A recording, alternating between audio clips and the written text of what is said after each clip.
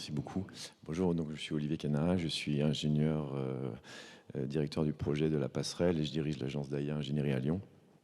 Alors nous, le bois, pourquoi le bois? Parce qu'avec Yves Pagès d'Exploration Architecture, on était convaincus déjà de l'intérêt structurel.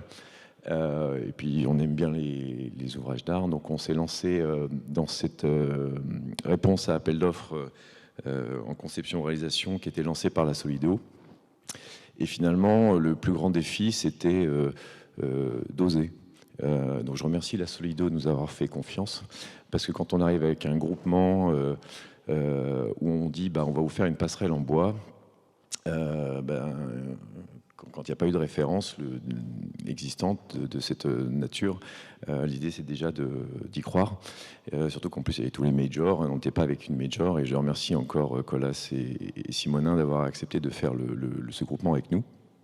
Et donc le premier défi c'était d'oser, avec un cahier des charges qui était assez ambitieux parce qu'on franchissait une autoroute, en plus pas une petite, c'était la 1 quand même, et on nous imposait dans le cahier des charges une stabilité au feu de 2 heures. Voilà, ce qui est quand même, déjà pour un bâtiment c'est énorme, pour un ouvrage d'art on peut se poser la question, surtout que la première caserne d'intervention des pompiers est à moins d'un quart d'heure, mais c'était 2 heures, donc par définition le bois ça brûle. Et donc dans l'inconscient, ou dans le collectif en tout cas, c'était déjà aussi un défi en soi pour répondre à cette contrainte. Donc on a répondu à cette contrainte avec le CERIB, donc ça a permis de rassurer aussi tout le monde par rapport à ça. Et donc le bois a montré qu'il savait franchir, qu'il savait résister au feu, et qu'on savait le construire sur des grandes portées. Voilà, c'était un peu les défis majeurs.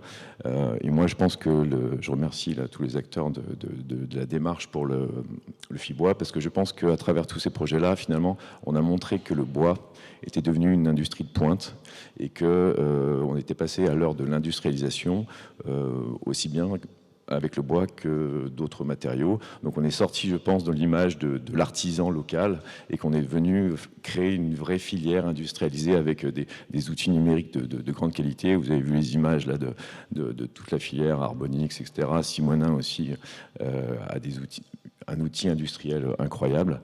Voilà, j'espère que la démonstration ne va pas s'arrêter là et qu'on va poursuivre le sujet. Et je pense notamment à toute la filière biosourcée qui maintenant doit aussi accompagner le développement du bois, parce que les deux se marient très bien et on y croit beaucoup. Voilà, merci beaucoup.